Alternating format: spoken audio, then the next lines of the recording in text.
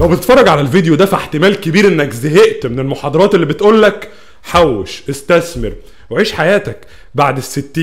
بس خليني اقول لك حاجة، في ناس دلوقتي بتكسب آلاف الدولارات من افكار مجنونة حرفيا وهم نايمين، وانا جاي اقول لك ازاي تعمل زيهم بس بطريقتك.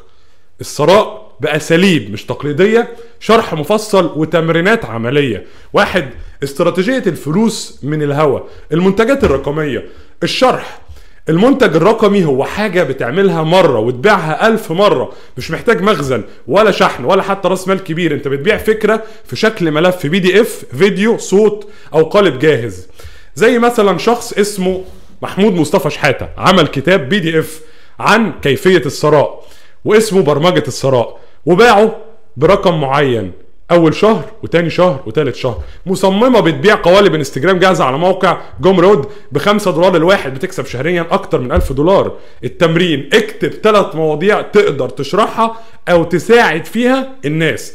اختار واحد بس وابدأ جاهز ملف PDF بسيط ممكن على جوجل دوس، وانشره مجانا لأول 50 واحد وخد رأيهم، وبعدها بيعه بسعر رمزي. 2. الثراء من الكلام، المحتوى الصوتي او المرئي، يوتيوب او بودكاست. صوتك وفكرك ممكن يتحولوا لدخل ثابت، فيديوهات على يوتيوب او حلقات بودكاست. كل ما تكتر كل ما تجيب مشاهدات اكتر، وكل مشاهدة بتساوي فرصة دخل. شاب بدأ بودكاست بيحكي فيه قصص ناس اتغيرت حياتهم، دلوقتي عنده رعاة بيدفعوا له شهريا. بنت بدأت قناة يوتيوب بتشرح مهارات التواصل، دلوقتي بتكسب من الإعلانات والاستشارات. تعال أقول لك دلوقتي على التمرين اللي تطبقه. حدد موضوع تقدر تتكلم فيه، 10 حلقات مثلا. سجل أول حلقة حتى لو بالموبايل، مش لازم كاميرا احترافية ومايك زي ده، لأ. نزلها على بودكاست أو يوتيوب، واسأل أول 10 مشاهدين إيه أكتر حاجة عجبتكم، وابدأ في التطوير. 3. الثراء من المهارة الواحدة، التركيز القاتل. مش لازم تكون متعدد المواهب، المهارة الواحدة لو ركزت عليها كويس ممكن تخليك من الأغنياء. وتعال أقول لك على مثال. واحد اتعلم اكسل صح وبقى بيقدم خدمات تحليل بيانات على فايفر ب$50 للساعة. بنت شاطرة في الكتابة بدأت تكتب بوستات تسويقية لشركات، وصلت ل$200 للبوست الواحد.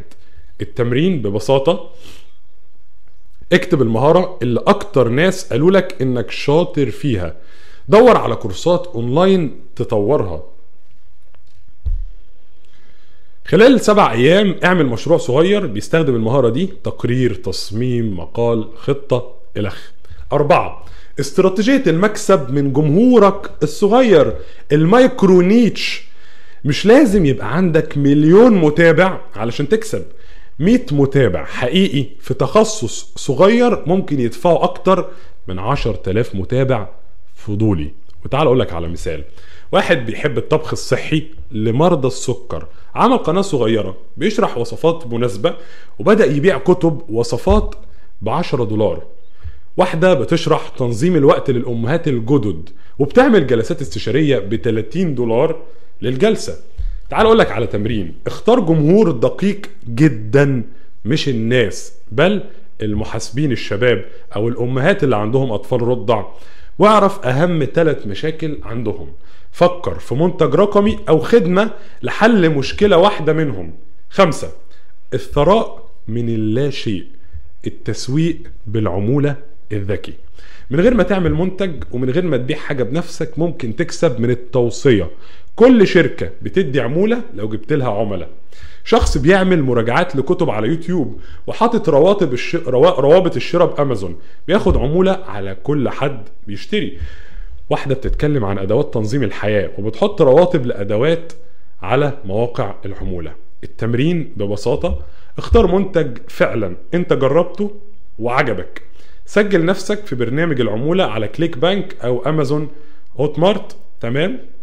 اعمل فيديو بسيط او بوست بتشرح فيه تجربتك، وحط الرابط تحت الفيديو او في البوست بتاعك، واي حد بيدوس على الرابط ده وبيخش وبيشتري انت بتاخد عمولة. في النهاية الثراء مش حكر على ناس معينة، هو نتيجة تفكير، شجاعة وتجربة.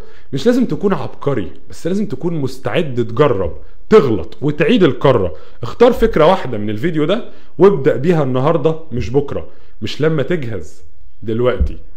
وما تنساش، لو عايز تشتري كتابي الجديد برمجة الثراء، ازاي تخلي عقلك مغناطيس للفلوس، ابعت لي على الواتساب واكتب لي تحت الفيديو ده تم، وهبعت لك رقم الواتساب اللي تطلب منه الكتاب، وهبعت لك سعره وازاي تحول سعر الكتاب. والسلام عليكم ورحمة الله وبركاته.